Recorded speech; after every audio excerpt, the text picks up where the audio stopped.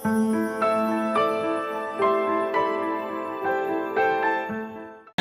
tu ne te souviens pas de ce qui est écrit dans la Bible, Dieu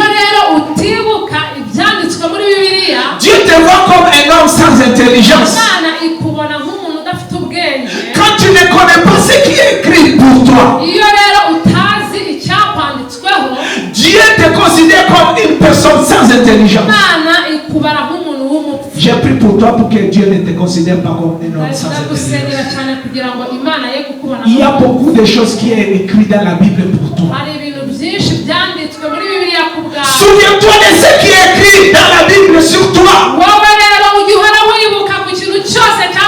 Quand tu te souviendras de ce qui est écrit dans la Bible sur toi, tu ne parles pas de tes problèmes. Tu parleras des solutions qui sont dans la Bible. C'est ça ce que je...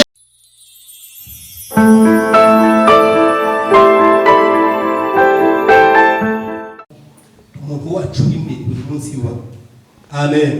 Tutamaze rero tutariye n'umunota n'umwe segonda rimwe ubundi twamaze kuyivanaho kadusabe Pastor Paul mushumba wacu n'umusemuzi we baze baduhe ikimana yashyize ku mutima wabo. Twakira ijambo ry'Imana twahagurutse kuko datwakira duhaguruke twese twakira ijambo ry'Imana hanyuma ubundi no muco wacu kandi bahanisha akomeze ko.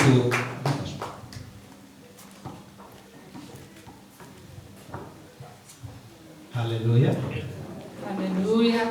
Bwana sifiwe. Imana ishimwe. Nous sommes très reconnaissants à Dieu qui nous donne encore ce temps et cette opportunité pour partager sa parole. C'est un privilège que Dieu nous donne et que nous donnons beaucoup de valeur. Aujourd'hui, nous allons lire dans le Nouveau Testament, dans l'Évangile selon Luc, chapitre 24, verset 17. Luc 24, verset 17. On peut lire en Kinyarwanda ou on commence en français puis on continue en Kinyarwanda. 24, 17.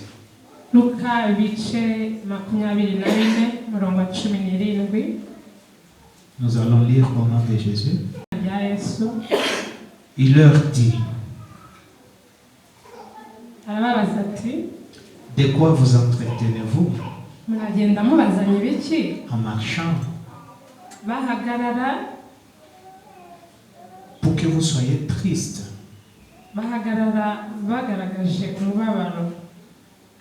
Lisez en Kinyarwanda.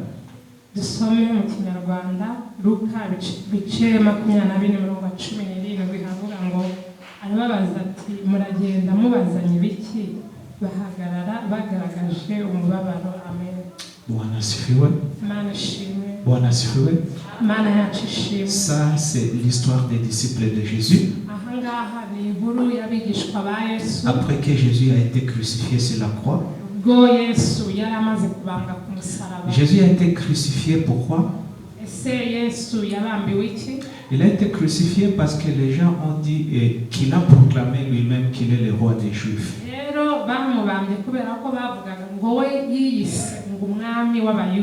Les souverains sacrificateurs ont dit celui-ci s'est appelé le roi des Juifs.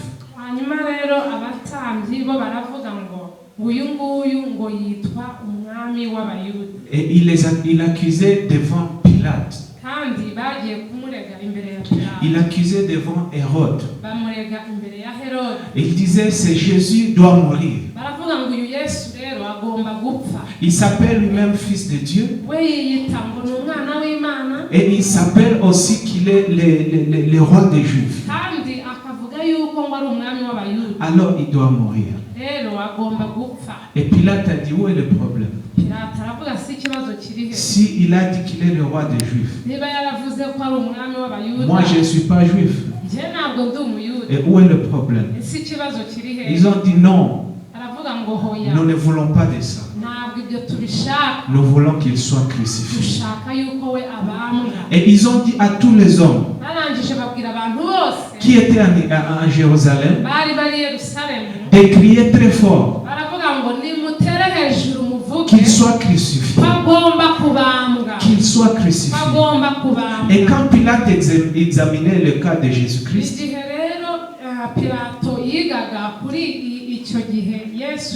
il n'a pas trouvé aucun crime devant Jésus-Christ. Alors il a pris l'eau et le savon. Il a dit, je vais me laver les mains pour que le sang de cet homme ne soit pas compté sur moi. Qu'est-ce que les Israélites et les sacrificateurs qui étaient là avaient dit? Que son sang soit sur nous et sur nos enfants.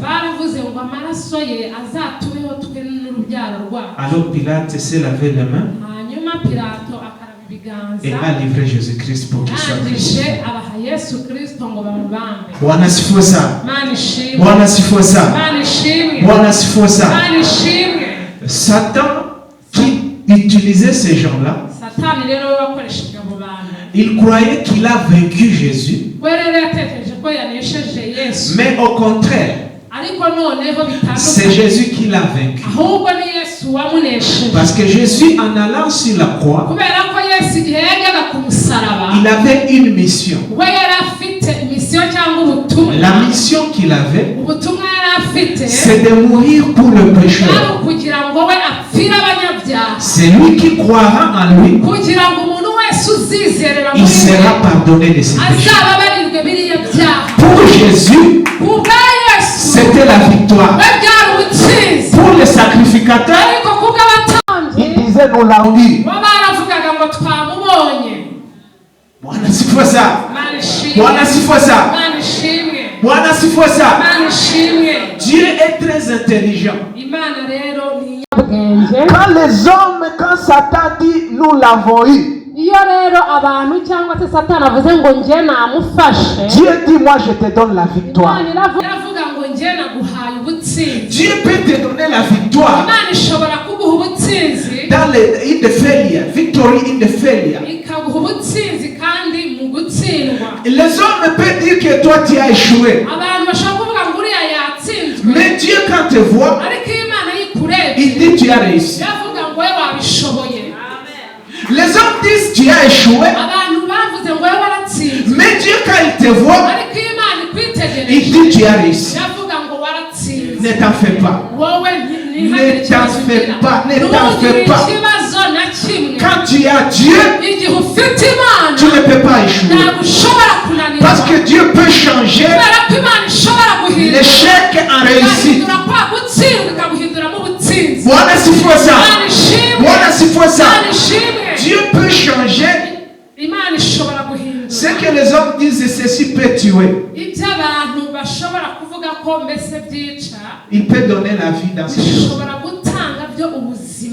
Samson a eu du miel dans le cadavre du lion.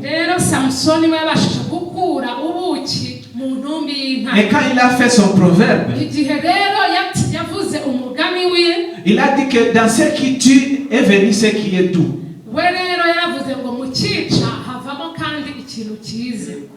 Alléluia. Alléluia. Le proverbe de Samson, dans ce qui tue est sorti ce qui est doux. Ça signifie quoi? Les lions peuvent tuer un homme, mais quand Samson a tué les lions, après quelques jours, les lions a produit du miel. Avant les lions, c'était un problème. Et après les lions est devenu une solution. Il y a le doux qui est sorti de là. Laisse-moi te dire ceci. Laisse-moi te dire ceci. Dans ton problème, Dans tout ce qui est problème, Dieu peut amener du miel de sortir de ce problème. Dis au Seigneur que mes problèmes soient du miel. Que mes problèmes soient changés à miel. Au nom de Jésus. Au nom de Jésus. Que je ne vois pas mes problèmes comme des problèmes. Que je vois dans mes problèmes que Dieu amènera une solution. Ce que je croyais que ça va me tuer, ça ne va pas me tuer. Mais il y aura quelque chose de tout qui sortira de là. Au nom de Jésus. Que quelque chose de tout vienne de tes problèmes au nom de Jésus. Que quelque chose de tout vienne de tes problèmes dans le nom de Jésus. Au nom de Jésus. Que quelqu'un dise Amen. Que quelqu'un dise Amen. Que quelqu'un dise Amen. Ce qui te trouble, Dieu peut faire que le miel sorte de ce qui te trouble. Au nom de Jésus. Que Dieu fasse que le miel sorte dans ce problème que tu as. Et demain quand tu vas rencontrer, tu vas dire non, ce miel est sorti dans quelque chose qui voulait me tuer.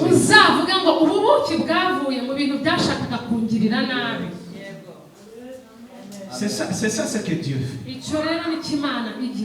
C'est ce qu'il a fait pour Jésus.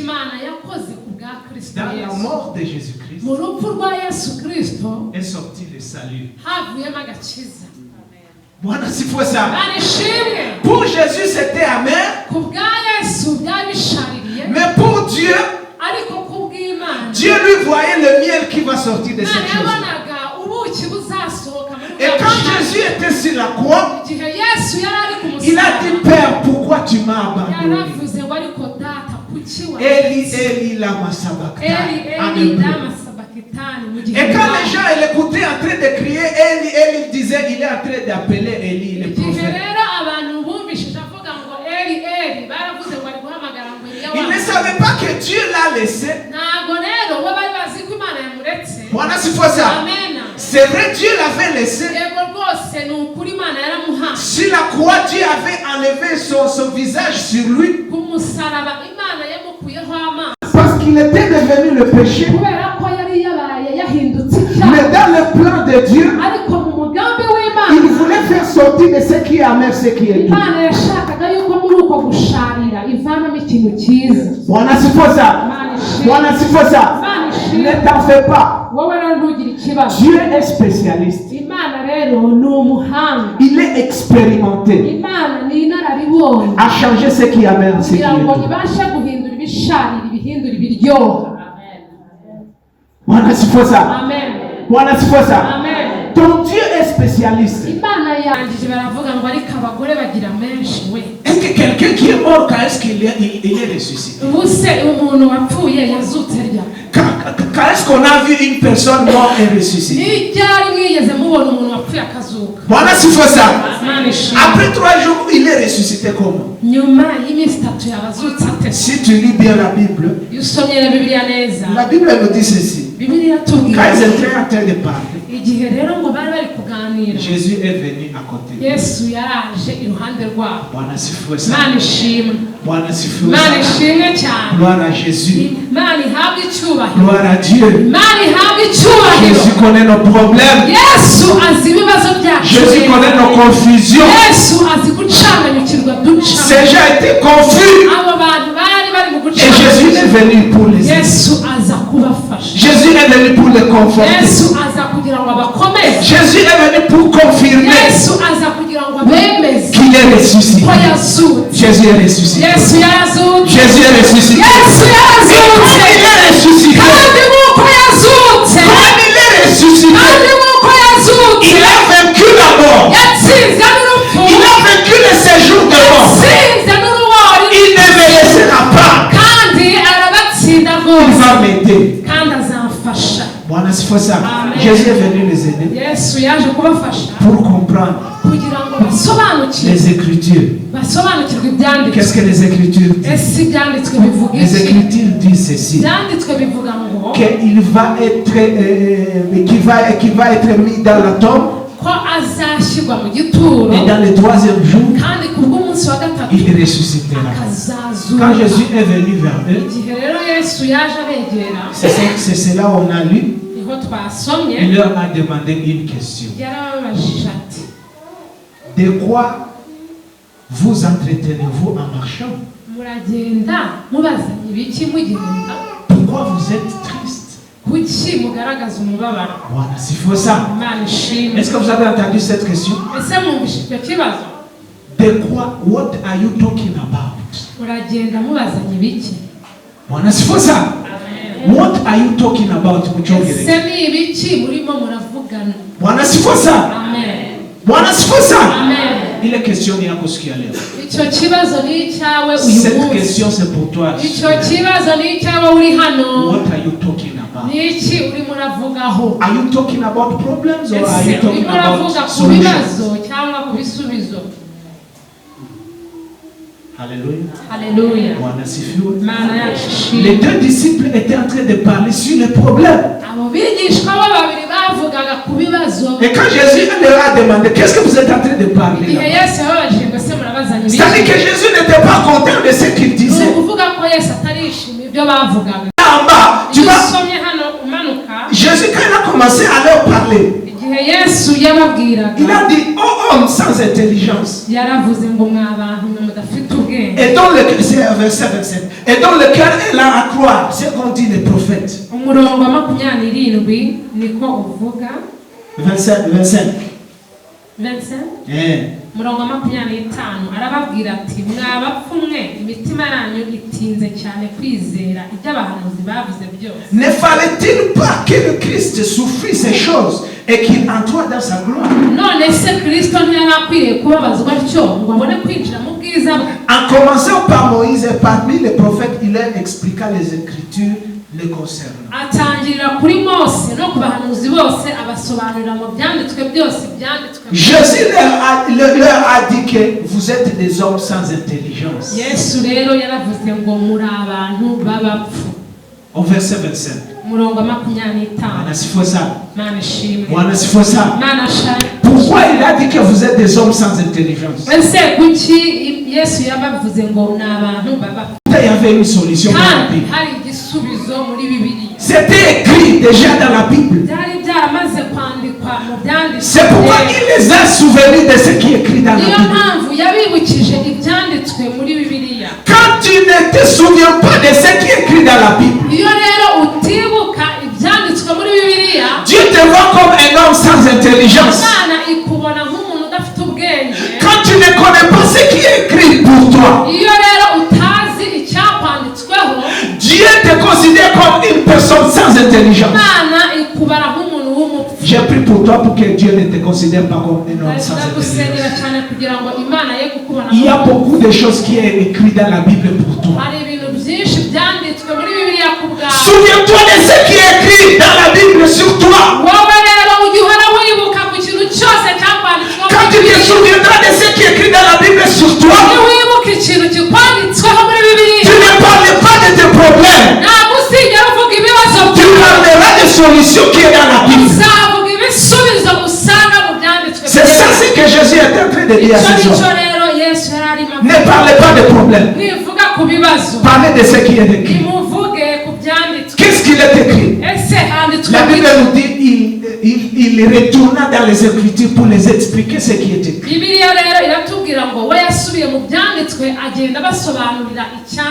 Bwana sifa sana. Bwana sifa sana. Bwana sifa sana. Bwana sifa sana. Ne parle pas de problèmes. Parle de ce qui est écrit. Qu'est-ce qui est écrit? Qu'est-ce qui est écrit sur moi? Dieu me bénira quand j'entre et quand je sors. Qu'est-ce qui est écrit pour moi? Dans mon peuple, il n'y aura pas de personnes stériles. Dans mon peuple, Dieu sera mon médecin. Qu'est-ce qui est écrit sur moi? Je vais parler de cela. Je vais parler de cela. Je ne veux pas parler de mes problèmes. Je veux parler de ce qui est écrit. C'est ça ce que tu dois vivre. Bwana sifosa. Bwana sifosa. Bwana sifosa. What are you talking about? Quand tu parles, quand tu marches toi-même dans la route, qu'est-ce que tu parles sur toi-même? Alléluia. Alléluia. Alléluia. Alléluia. Quand tu es en train de parler avec les autres sur toi-même, qu'est-ce que tu leur dis? Bwana sifosa. Dis de bonnes choses sur toi-même. Et Dieu te bénira. Bwana sifosa. Bwana sifosa. Dis la vérité, Dieu te bénira. La vérité est que Jésus devait être ressuscité. Bwana sifosa. Mais ses disciples étaient en train de dire qu'il est mort. Nous sommes déçus. Nous sommes frustrés. Nous sommes dépressés. Nous sommes stressés. Et Jésus est venu et là dit non, ne dis pas cela. Il y a ce qui est écrit. Et ce qui est écrit est écrit. Et ça s'accomplira. Ce qui est écrit sur toi, ça s'accomplira. Ce qui est écrit sur toi, ça s'accomplira. Crois seulement. Connais ça. Marchez dans cela. Et Dieu va te bénir. Dieu va te bénir. Mettons-nous debout, nous allons prier.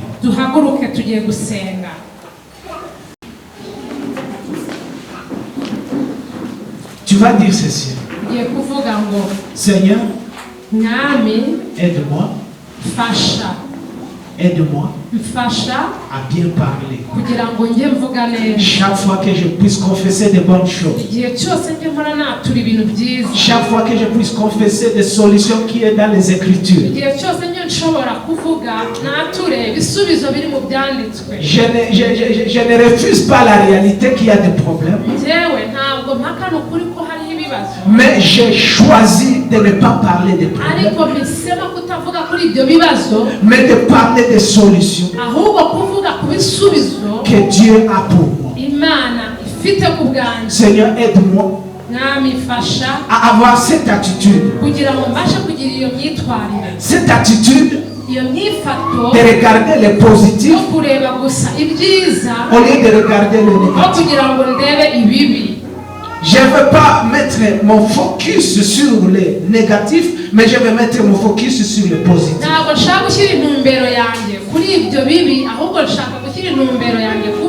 Je vais dire chaque fois ce que la parole de Dieu dit que je suis. Je vais croire ce que la parole de Dieu dit que je suis. Et pas le contraire. Au nom de Jésus. Prie cette prière-là. Prie cette prière-là. Élevez ta voix et priez. Seigneur Dieu de gloire. Seigneur Dieu de gloire. Nous te remercions parce que tu es Dieu.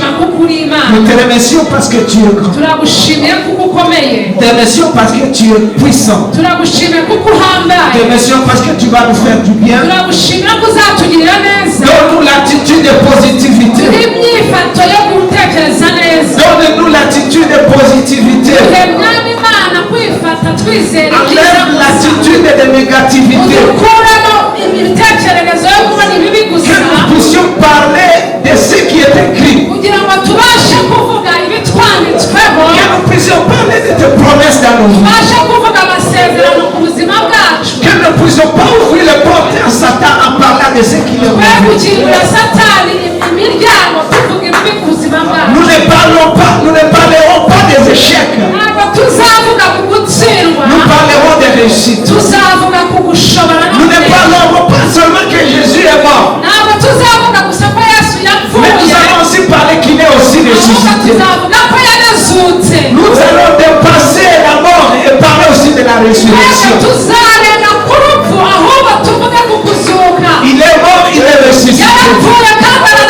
Il est mort, il est ressuscité. Nous avons des problèmes, c'est vrai. Mais nous allons aussi avoir des solutions. Parce que Dieu est notre solution. Nous allons parler de la puissance de Dieu pour enlever les montagnes devant nous. Dans le nom de Jésus. Dans le nom de Jésus. Dans le nom de Jésus. Dans le nom de Jésus. Dans le nom de Jésus. Dans le nom de Jésus. Lève tes mains, lève tes mains. Dis, je suis vainqueur. Plus que vainqueur. En Jésus-Christ. Élève tes mains. Dis, je suis grand. Je suis fort. Parce que celui qui est en moi est plus fort que celui qui est dans le monde. Au nom de Jésus. Au nom de Jésus. Au nom de Jésus. Dis, dès aujourd'hui, je suis victorieux. Et je marche dans la victoire. Et je vais témoigner la bonté de Dieu. Au nom de Jésus. Au nom de Jésus. Au nom de Jésus. Au nom de Jésus. Au nom de Jésus. Au nom de Jésus. Au nom de Jésus. Au nom de Jésus. Au nom de Jésus. Merci Seigneur. Merci Jésus. Remerciez le Seigneur. Remerciez le Seigneur. Remerciez le Seigneur. Remerciez le Seigneur. Remerciez le Seigneur. Remerciez le Seigneur. Remerciez le Seigneur. Remerciez le Seigneur. Alléluia. Je veux que tu confesses ceci. Ce qui est écrit sur moi est écrit sur moi.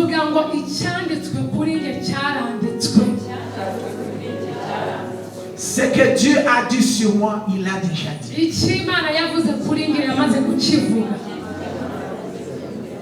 Et je crois qu'il l'accomplira. Je crois qu'il l'accomplira. Parce qu'il n'est pas un fils de l'homme pour mentir.